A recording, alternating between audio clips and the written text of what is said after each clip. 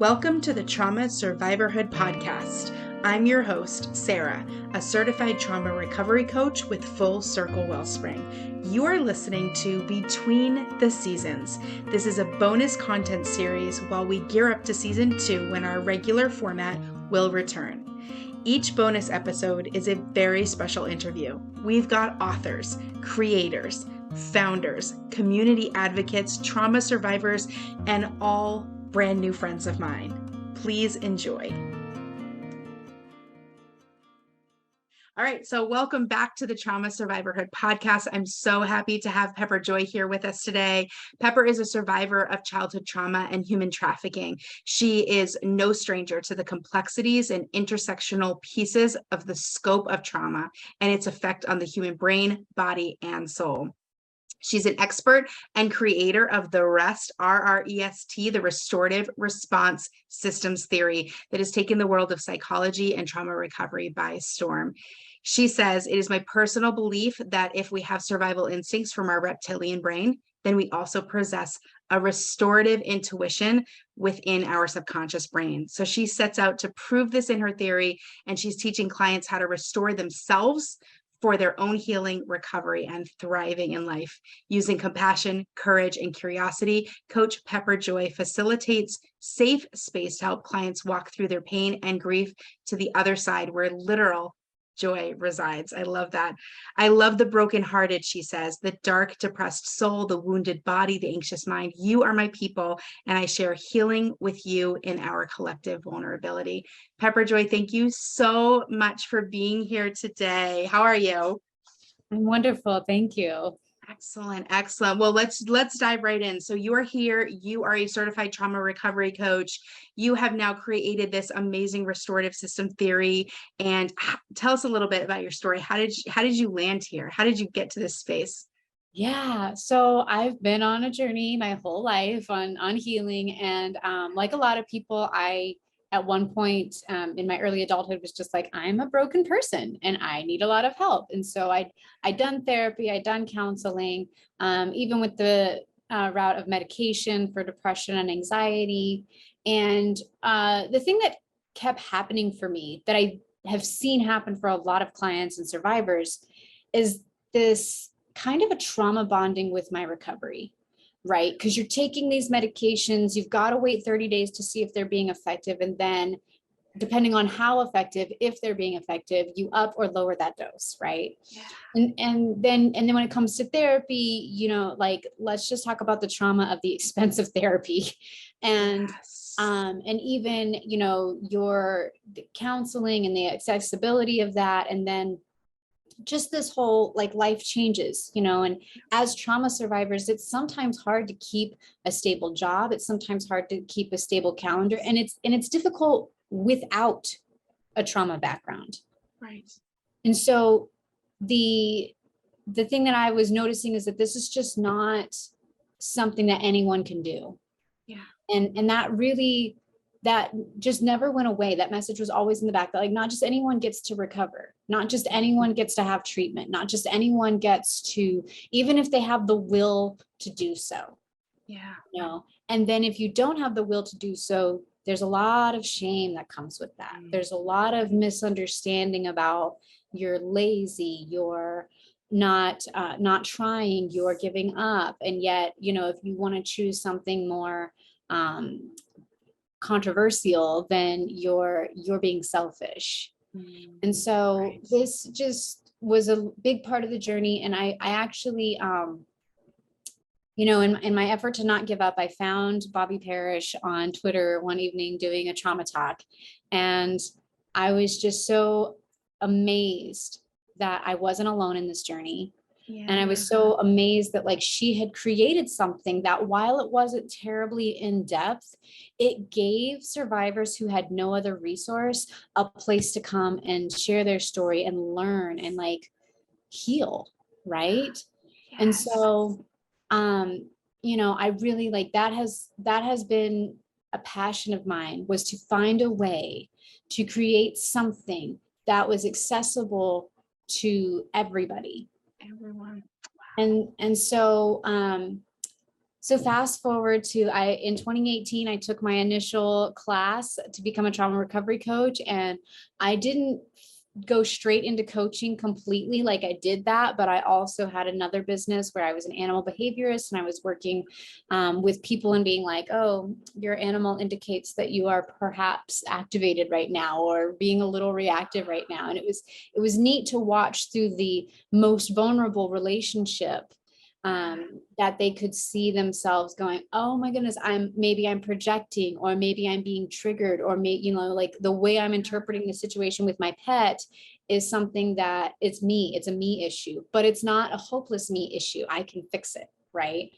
So, and so then I just kind of ran with that for a few years, and I loved it. And then until I burned out, and I went through this kind of a dark night of the soul situation where my life imploded. And I was just like, I want to do more than this. And I don't want this to define me, that I essentially, quote unquote, failed this, Really, it was just a time of like, you need to step into your destiny. It's a painful way to do this, but this is what you need to do, and stop resisting that. And so I went back to the association and got my advanced certification. And as I was working on my group certification and my supervisor certification, as part of my CEU credits, I took a course on somatic embodiment and resiliency. Yes. And all the things I'd been learning and I had seen in the animals, and I'd seen in the human pet relationship, suddenly started to click for me right in the nervous system with the window of capacity.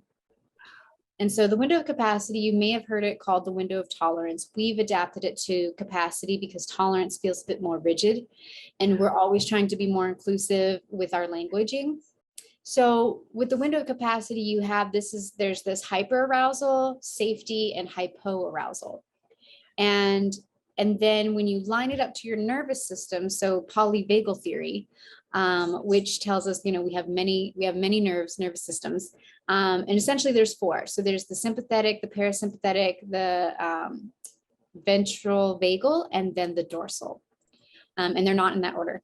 But the way these line up with your window of capacity started to just send light bulbs for me. I was just like, if we can address that nervous system. If I know my nervous system is in hyper arousal, and it's in my sympathetic nervous system, that I'm in that space, then I can see where it's affecting my body physically, right? So my heart, my voice, my hearing changes to predator noises or for survival.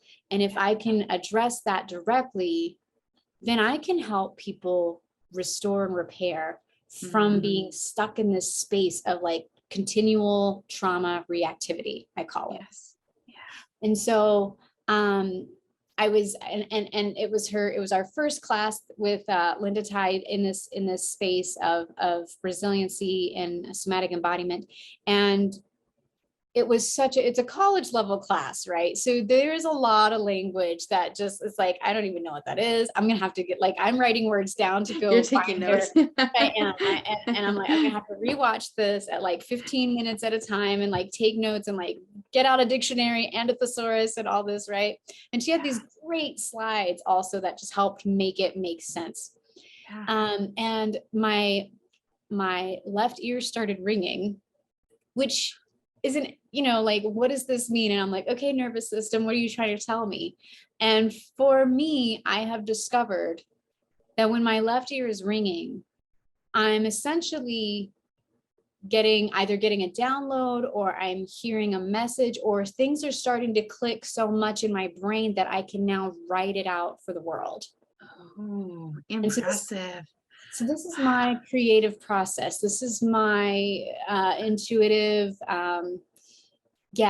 all of that. So I sat down and I started about 7 o'clock that night. And at 3 a.m. that morning, I finally finished what was kind of this outline and draft of like, this is what the theory is, and this is how I want to get it out to the world. Wow. And I wanted to look in particular at the 4 F's, which is fight, flight, freeze and fawn. And most people have heard fight and flight before. Freeze has been more recent in the past couple decades. Fawning is the most recent and considered the most conditioned response that comes from childhood trauma survivors. Yeah, behaviorally. Yeah. Correct. Yeah. So I thought, if I can line these up in this window of capacity with the nervous system and show where they each are, and then line up restorative responses so that these are being honored and they're getting a chance to resolve. Because I really want to combat this idea that if you're in a space of survival, you're wrong, or it's a negative, because it's a magical, magical thing that your brain and nervous system are doing together to keep you alive. Yeah. Like keeping people alive, you're saving your life. And so I'm a big fan of Grey's Anatomy, and I'm always like, it's a beautiful day to save lives. And I feel like as coaches, essentially that's what we do, is we honor what your body's already doing, which is saving your life. Yeah. Is it lending you to thriving and living your best life? That may or may, that's up to you, what your perspective on that is. Right. But if we are honoring what it is first and foremost, it also helps combat shame. It also helps combat this idea that you're wrong. It also, it just really opens up a whole new world for trauma survivors that, like, I am right. I am doing the best I can. I really am valid in this space. Yeah. And it's not something that you have to get from a pill. It's already in you. Right.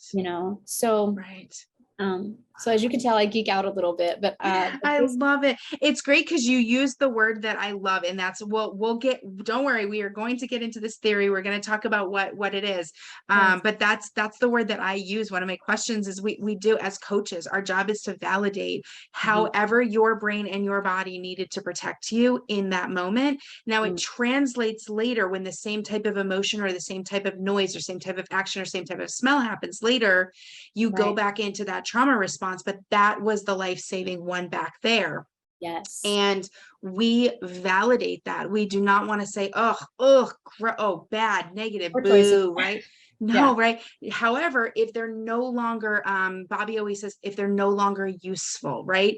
If they are no longer beneficial to you, right? They've become super adaptive back here. And now in this life, right? They're so maladaptive, and they could be something that's hurting your family, your relationships, your bond, your spirit, your physical body, right? And so how important is it that we honor that? Like when you're going in and you're talking to these clients and you're honoring what their body did for them before you move them to that next, let's find a new coping skill. Let's find a healing method, right? Honoring is super important. And you just said the word honor. And I was like, that's the word I use. I love that. I love that. How important is that to your clients? Like what does that do for their, I mean, obviously combating shame is huge, but their inner child, their inner self, whenever it was that they developed that, they're hearing you validate it. Yeah, most of them are shocked the first few times, and I have to say it a few times. And it usually sounds in a session like, wow, how amazing are you for doing that? And they're sitting there like, I got drunk and did a thing. And I'm sitting there like, how impressive that your mind decided this is the way to stay alive in this moment. And okay, in that moment, it didn't work. But in this moment, it kept you alive. You have a 100% survival rate. How amazing are you? And building people up in this way through that compassion, and then getting curious about, like, let's stop saying that this thing you did was wrong. Let's start looking at the why it happened. Okay, right or wrong, like we can label things like that all day long, but if we get curious and we go boldly, courageously to the place of like, but why? What was the gateway trauma that led you there? It is everything. Yeah. I get that a lot too, where clients, they just don't believe it, or they're like, oh my God, no one's ever said anything like that. I tend to use the word creative, right? They'll say something and I'll be like, wow, when did you first learn to do that? And it's usually a single digit number if they've had, if it's CPTSD and childhood trauma, when I was 5, I used to do that with my dad. Wow, that was so creative. And because your brain, we've had several episodes of this podcast about the 4 F's and what's useful and coping skills, right? Mhm.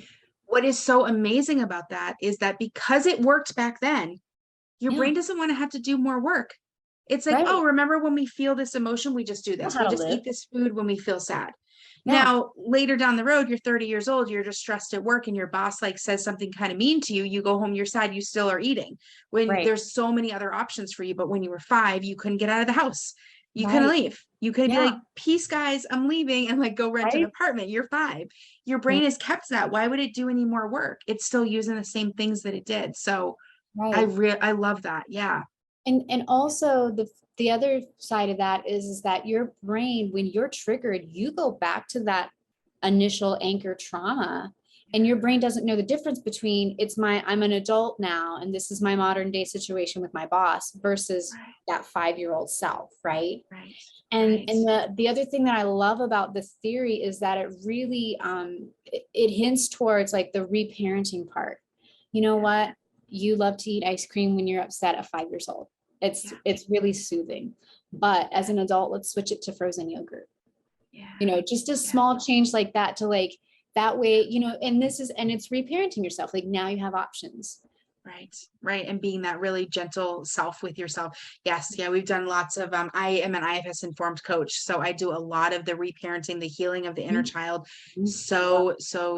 So important in that. And that is like, these are like restorative methods, right? So that when you're feeling a trigger, you can go, hey, it's okay. I get it. And that's like, Right. what, is my mom here? Like, wait, what? That's so like a feminine, soft kind of energy to say, hey, it's okay that you're feeling upset right now when no one told you it's okay to be upset. So these are really, really healing things. I love that. How important is it? Because there's so many things, like you said, there's meds, there's Mhm. this, there's Mhm. all the outside things. But when Mhm. you're focusing on internal healing, Mhm. reparenting the inner child, somatic work, how important is it for trauma survivors to kind of be the captain of their own healing from like the inside out? Yes, empowerment is the catalyst to true healing and change. Mhm. If you need to depend on someone or something else for a while, that serves you. Yeah. But at some point, no one's going to show up for you like you. No one's going to understand your trauma experience like you. Even the best of us trauma recovery coaches Mhm. who have seen it and lived it and walked it out with many people, we will not have the same appreciation for your journey and your struggle the way that you do. You do, yeah. And our first goal is to, like you said, validate that and then empower you to take charge and be like, maybe I do need meds for a little while longer, or maybe I do need this type of therapy for a little while longer. And even if it is for the rest of your life, guess what? That choice is your choice. And Yeah. good on you for making a choice, Right. Yeah. you Yeah. know? That's so true. Laying out the options, because now we're not little anymore. We Yeah. are in charge of ourselves. So Yeah. even if that means we're choosing, the bad food or the alcohol, the substance abuse, the whatever we're using to kind Yeah. of numb, or we're leaving, or we're struggling in relationships or Mhm. whatever, at least now you're choosing it, and you get to make Right. a different choice if you feel like that one's not serving you any longer. So, oh, I love that. I love that. I believe wholeheartedly in this authenticity, right? You talk a lot about the authenticity and coming obviously full circle. Wellspring, we believe here, we do full circles and we're back to our authentic selves. How do you language that with your clients to really get them to understand you're actually not broken and I'm not here to fix you? Right. We're going to return you to not pre-trauma, because you don't get to erase the trauma, but Right. we're returning to these authentic selves. How does that sound for you? Yes. So I'm so glad you worded it like that, because this is something with with myself and with my fellow survivors of childhood trauma, that it's like, what am I without trauma? Yeah. And the truth of the matter is that at this point in the human evolution, trauma is genetic Yeah. as much as it is your lived experience. Yeah. Yeah. And so that means that you are not without the experience of trauma. Mm. Yeah. but it does not mean that you are defined by it. Yeah. And so that oftentimes that piece there, it helps them to know, like, I'm not alone, because we're all in this, right? If you've lived through this pandemic, you are affected by trauma. If you work for someone else, you likely have been affected by trauma. And let's define trauma in the simplest terms as this: too much, too soon, too fast. Yeah. Who defines that is the receiver of it, period. Full stop. Yeah. And so for you to receive too much, too soon, too fast in an experience means that you have trauma. And so, to me, it's not about, when I say restoration and repair, I'm not talking about going in the past. Right. I'm talking about taking the hard parts, loving myself with them too. And then sitting in that space is like, it doesn't control me. It doesn't define me. It does not. I am complete and whole, trauma and all. Yeah. And I think that that's the biggest thing to let people know, is that trauma and all, shame and all, beliefs and patterns, all of it, that genetic stuff, all of it, it is parts, who you are. And, that restoration is how you are living it to live what you consider to be your best life. Just like trauma is something that you get to define too much, too soon, too fast for yourself in any given situation. You also get to define what is your best life, what is your most authentic self, what is your whole soul space in that. Yeah. Oh, I love that. It's really beautiful. I know Bobby Parrish, she's the founder of the International Association of Trauma Recovery Coaches, where Pepper and we are certified through. She has said before she struggled with the idea of calling it trauma recovery coaches because she was born into trauma. So she's like, what am I actually recovering to? But she toyed with a lot of different words of it, and calling it recovery is just to recover where you want to start from here. We're going forward, rather than recovering a childhood that you didn't have, or recovering an innocence that you might have lost, recovering, whatever portions of your brain are now, maladaptive. That's not the goal. The goal moving forward. So I love your word of restoration. And I bet Bobby's like, dang, we should have called it restorative. she probably is kicking herself there. But as trauma recovery coaches, the work that we do with our clients is to try to move them forward from this space when they start moving forward, into this space. So can we dive in? Please tell us a little bit about, so we match up with the fight, flight, fawn, and freeze. We match those up with restorative processes. So can you just little snippets? I know we have a book we can read. I know there's a lot of information online out there, but just give us a little taste. Yes. So let's start with fight. In my restorative response for fight is rhythm.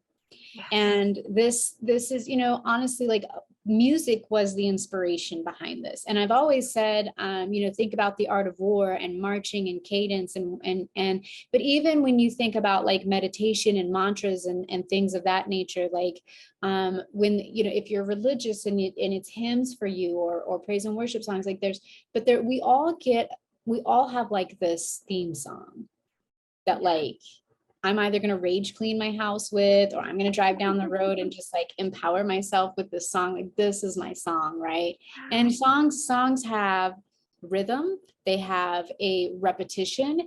And so music is powerful in that way. It can be very healing. The vibrations of music is a rhythm. And so in my practice, I often recommend to my clients that they play a tone or a frequency at night while they sleep to help them reconnect with self and get into a vibration or a rhythm that helps them repair and get more clarity and even rest better. So rhythm for fight, and sometimes it looks like tapping, EFT, right? And sometimes it looks like you need to go for a run. And then shift to that more flight space. But your heart is a rhythm. And when you look at fight and where it lands in the nervous system, your heart is in that space. Your heart starts racing, or it starts slowing down. The pace of your breath increases or decreases. So you might blink more when you're upset because it's a rhythm that states like, I'm not okay with what's going on right now, right? It's also, so all that to say that when it comes to you finding yourself in a fight, or some people recognize it more as resistance. I'm in a space of resistance. I'm fighting off doing that thing. Adding a rhythm to it really can help you just temper it out. And that I think it also gives that fight response somewhere to go. It honors it as it is, and it doesn't say we're not going to not fight. Some people find a rhythm in going to a punching bag and just left, right, left, right, left, right, whatever. And that's the other thing I love about this theory is that it really is, all I'm doing is giving you like, this is the thing that is the umbrella for what's going to work best for that trauma reaction. You decide in that, what is your rhythm? What rhythm speaks to you? What moves you? What really helps you get it out, and honor it in a safe and healthy way.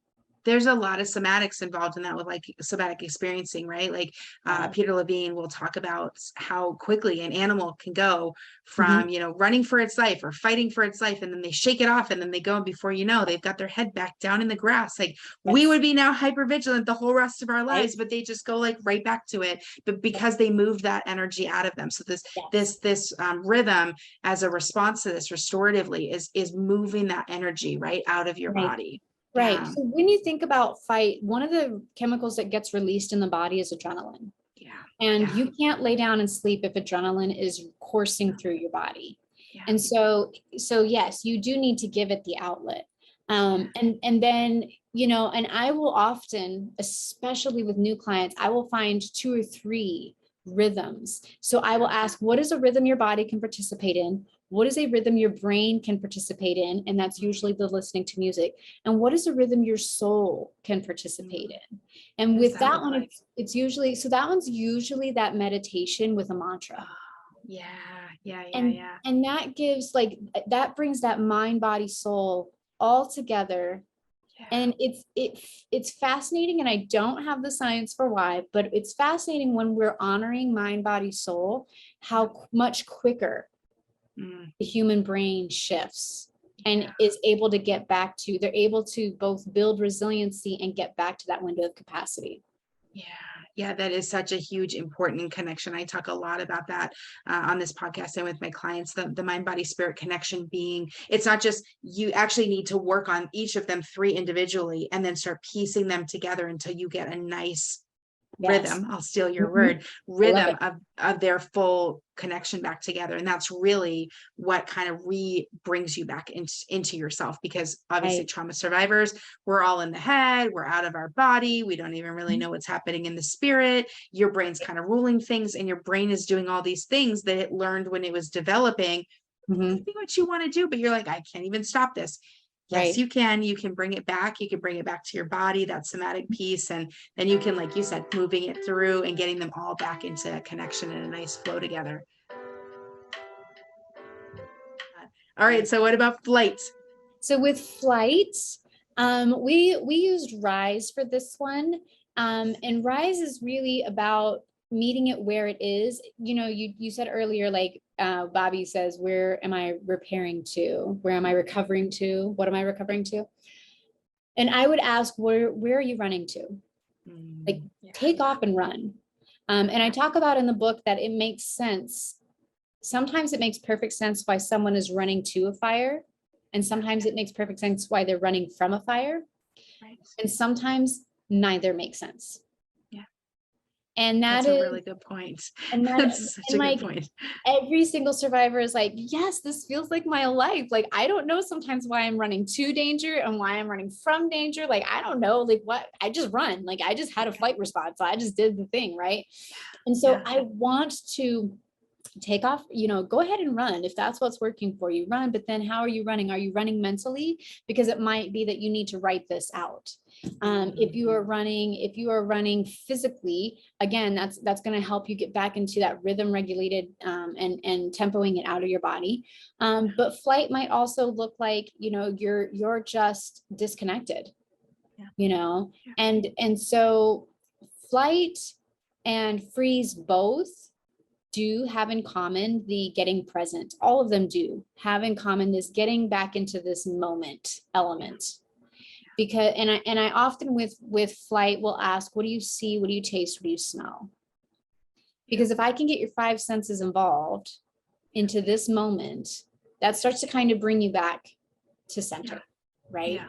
So flight is definitely always, let's rise to meet it. Let's honor it where it is. Let's make sure we have a safe place to go to. Sometimes it's running to your phone to text your coach. Sometimes it's going to be just running away from that situation of, and stepping out and then going, I will regroup once I land. Right. Where are you landing? Where are you going? Where are you landing? And then you can worry about what to do next. Right.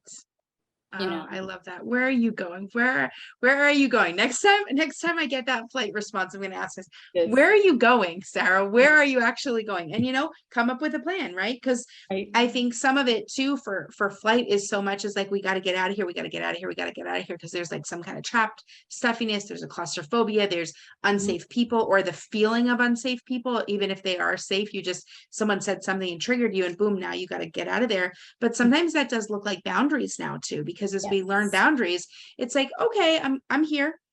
You know what? I don't like this anymore. Right. I'm going to go. Yeah. And you're going to go back to like the safety of your house, or where are you going? You're going for a car drive, or you just got to get out of there sometimes. Right. And sometimes it is for safety reasons. So I love that. See, it's honoring like your natural responses to things. I love it. I love it. Yes. And another way to recognize that flight might be happening is if you've ever been in a conversation with somebody and they just keep going and keep going and keep going, but it's like rabbit trails everywhere. We're just starting. And so we see this a lot with the neurodivergent brains. Yes. And it's indicative of they're in flight. Yeah. And I have several friends this way, and I get this tendency sometimes, and it's I don't know if you've ever watched Bambi, in the scene where like Thumper is just and then like Flower just like or no, his girlfriend just puts her paw on his nose and he just stops, and it's just like, okay, and he starts slowly, that thumb gets slower, right? It can feel like this in that conversation, right? And so when I sense that going on, that's when I'll pop in the question, where are you going? Okay. All right. So freeze. So freeze is very similar to flight, but you have a different word for this. Yes. So freeze is resolve. And we actually, in our most recent study group, we came up with an acronym for resolve that I won't be able to remember right now. But it is in our workbook that we have in our course. Nice. And resolve is, how can you thaw out? How can you, if you're frozen, and that's another one where I talk about getting present with the, what do you see? What do you taste? What do you smell? And I will ask my clients, does this freeze feel like a lockup in your body somewhere? Does it come with the color? And then if you're sitting in the space of your brain and the freeze is happening, do you feel it anywhere in your brain? Does it come with the color? Does it come with the smell? Does it come with the taste? And if you're sitting in the space of your soul, what does this freeze feel like for you? Yeah. And that can tell me how deep this freeze is.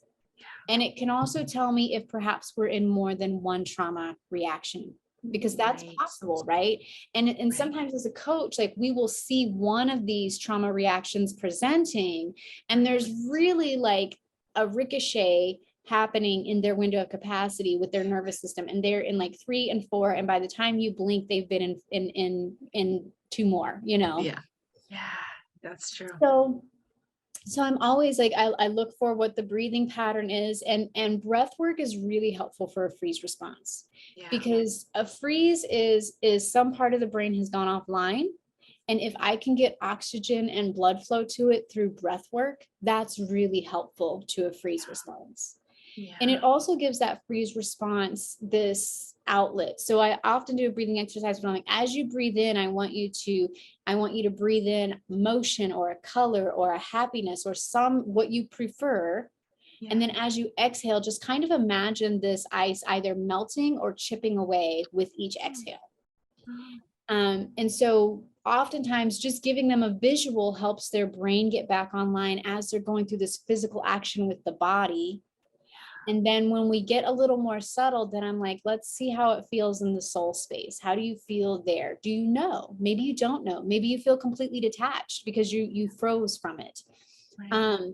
And so that's where with the freeze response, it's so important to really just, I want them to feel like a warm weighted blanket from their soul outward.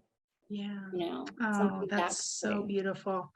Oh, I love that one, because I think that's one of the hardest ones to get present for, because you're kind of your brain is locking you out of yourself and your surroundings. Yes. And people don't always understand what that feels like, right? That like if you actually do not have your own brain is almost kind of playing this trick on you, and it literally just takes over, right? Where flight, you physically have to pick up your keys and run out the door. You have to get in the car, and you might still not be totally working with your prefrontal cortex at that point. And fighting, obviously you're doing something with your body, and you're yelling and you're screaming.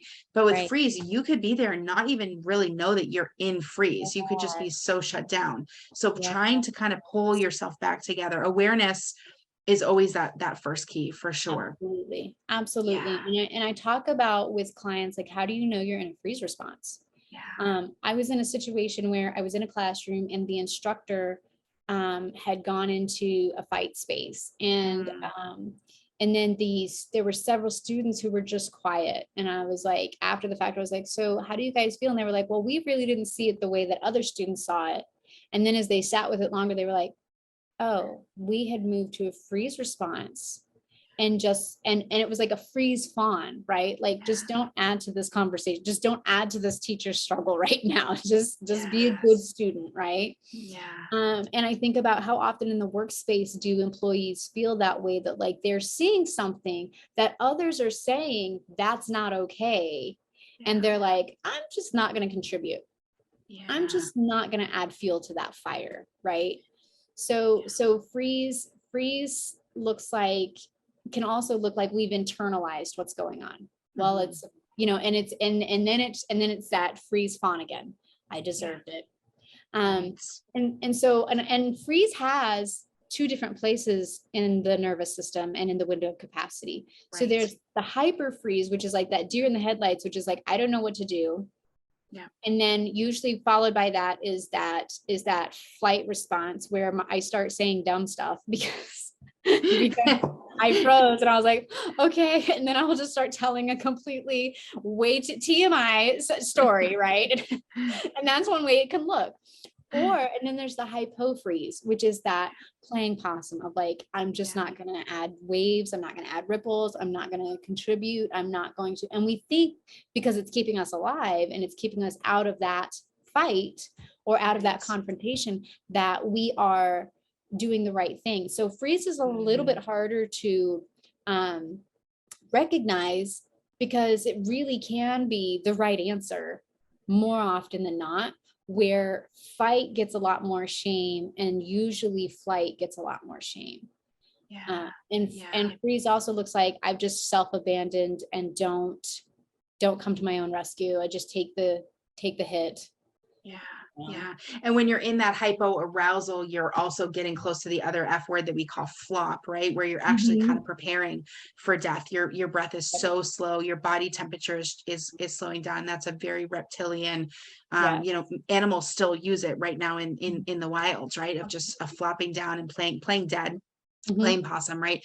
And very dangerous space to be, right? Because your organs are recognizing that they're preparing for death, and they can actually start shutting down if you're not able to pull yourself out. So the breath work piece of that is really important, because when you're in the activation, you want to do like longer exhales to like trigger the vagus nerve, right? And when you're in the kind of flopping down and into the freezing space, you actually want to take be like Yes. breathing in faster and then a quicker exhale, and then breathe, breathe, breathe, and then an exhale, right? Because you're trying to bring yourself back up or bring yourself back down. So breath work is very important, can be useful. I mean, Absolutely. I know some trauma survivors, breath work is super triggering and they refuse to do any of it. So, but if it's a thing that you're into, knowing what you need in the space Mhm. can be really, really helpful.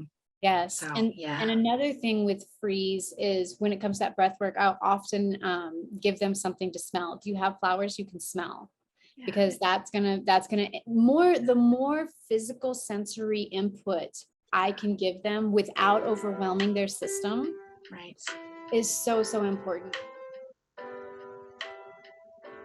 So the last one, of course, is really the tricky one because it's less cognitive and it's more behavioral to learn to fawn. Some people now choose to call it friend because fawning doesn't necessarily mean that you're, it's like a love or an intimate relationship. So you're friending them, people pleasing, that kind of a response. So what is the restorative side of fawning?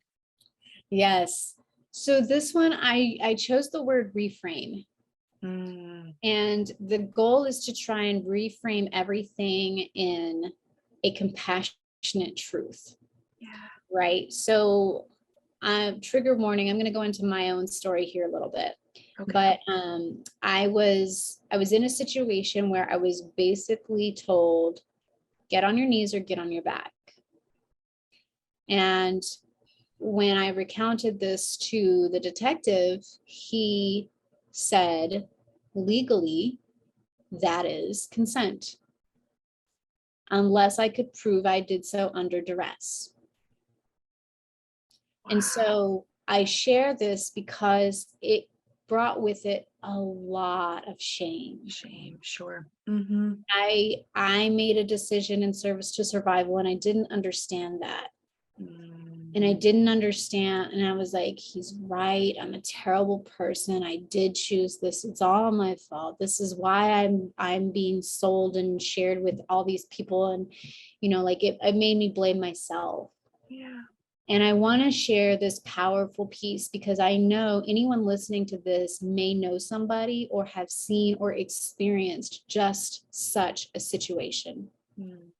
And it wasn't until my coach said to me, you did so under duress. There was no choice.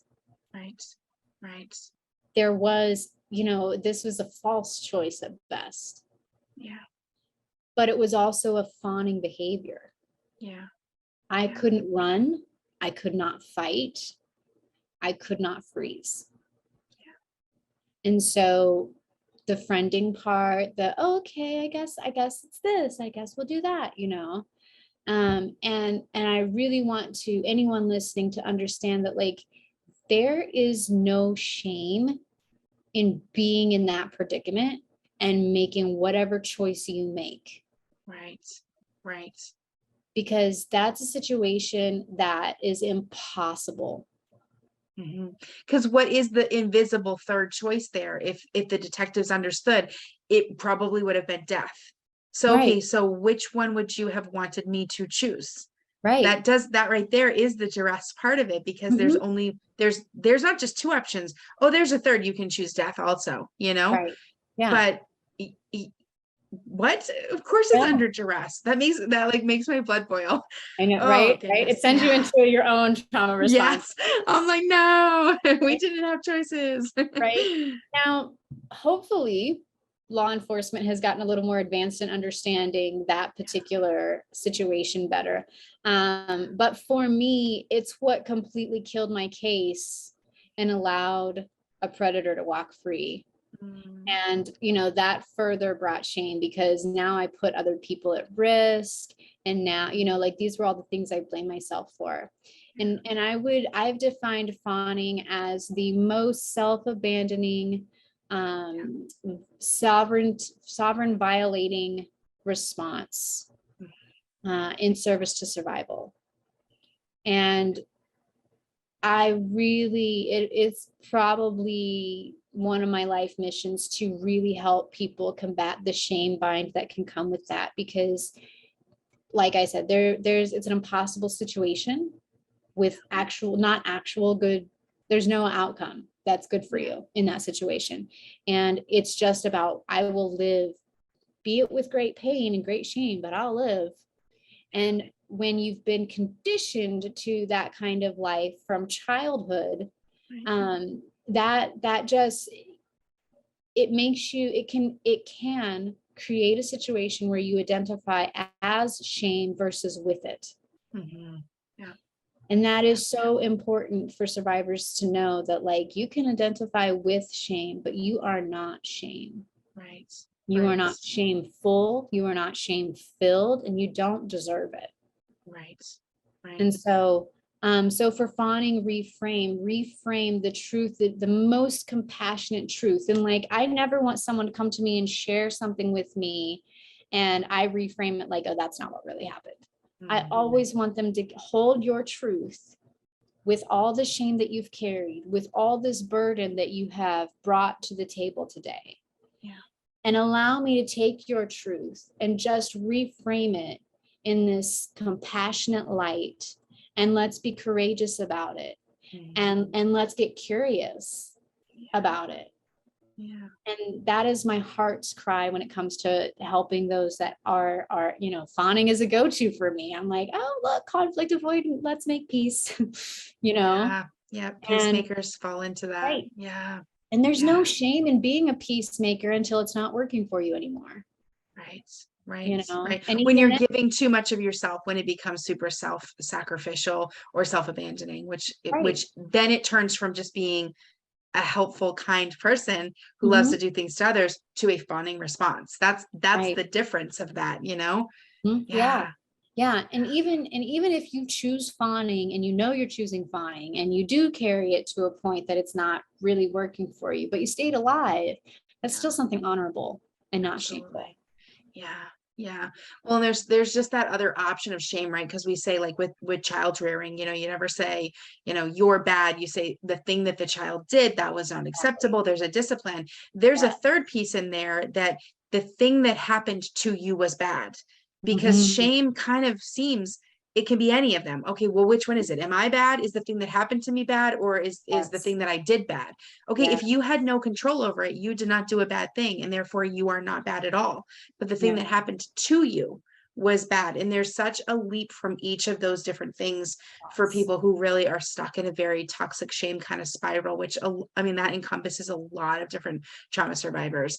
But yeah, there's just so many levels of that. There's, what can you tell yourself that is true? So I love that. Well, I'm asking all of my guests on the podcast, if you can just share with us, because obviously we focus a lot on resources. Now, you have created and invented your own new amazing trauma resource that now tons and tons of people are going to have access to and find healing with. But in your personal healing, what were some really big internal, external, both, either and, resources that were really helpful for you?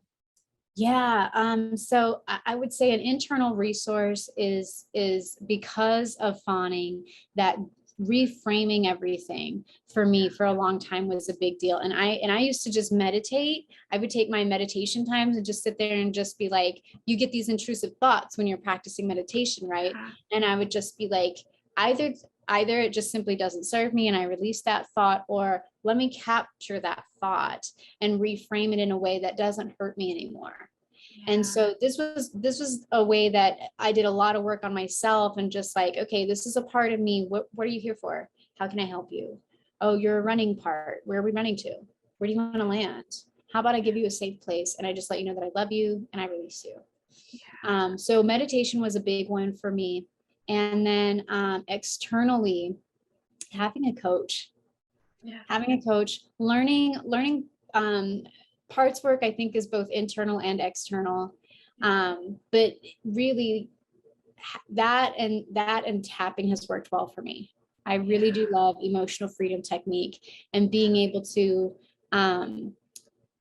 experience my emotions, because emotions aren't right or wrong, but I have not always had good outlets for them. I haven't always had the tools to express them in healthy and productive ways. I've definitely had the resources to be reactive with them and do not so great things with them, right? But to be able to sit with my emotions and honor them and allow them to be, and then give them a healthy, beautiful, safe space, and then move forward. And tapping definitely gives me that. And tapping walks you through this. This is where you're at on a scale of 1 to 10. This is what you're feeling. We're gonna do some somatic work. You can take it to the soul if you want to. You can just take it to your heart if you desire. And then as you continue tapping, as you continue breathing, as you continue to reframe things verbally, you then move into this space of, oh man, I feel like yawning. Oh, that means that your nervous system is back online. That means that you're back in closer to that ventral space that you want to be. So that's a big one, I would say, is the tapping and having a coach. Yeah. Yeah. Having that, especially under relational trauma where people were the ones that were traumatizing you, that relational aspect of coaching. I hear that all the time. It's like, you can't, Vanderkolk says you cannot heal relational trauma without relationship. You have to be in a relationship there. And we strive to do that as coaches. So I'm honored to have you as a fellow coach. You're doing amazing work. The new restorative system is amazing. Thank you for walking us through that. I really appreciate it. Where can people find you? Tell us what the book is called. Where can they get the book? I'm going to plug all of this in the show notes as well. Yes. So it's on Amazon, the Restorative Response System Theory. It's titled RReST, RReST. And it's taking the science of healing soul deep. Yeah. So you can find that there. Our website is theinsideoutexperience.com. And I'm also through the association where I am teaching an entire curriculum to coaches on RReST, but I'm encouraging all people really to go and take this course. Yes, there's going to be some challenging vernacular, but what I have found is that those that take it anyways, like, we leave a lot of space for discussion in the class, so you can really hash out, like, what does that really mean? And can we say it better? Or what's a way that it's going to land for me better? Because I want this to be accessible. I want people to be able to read this and grasp it and live with it and use it. And so there's the book, there is the workbook, there is the course. And of course, if you want to have a coaching session with me, then there's my website. But that's my goal over the next year, is to find every way I can plug this into accessible spaces for everyone, no matter what your life's journey is. Beautiful. So even people who are not coaches with the association are able to take the course. When is that coming up? So the next course, I just put out an announcement this morning, and let me grab my calendar so I don't get this wrong. Yeah. So the next one is going to actually start September 15th. Okay. And it's going to be at 5 p.m. Mountain Time, so 7 p.m. Eastern Time.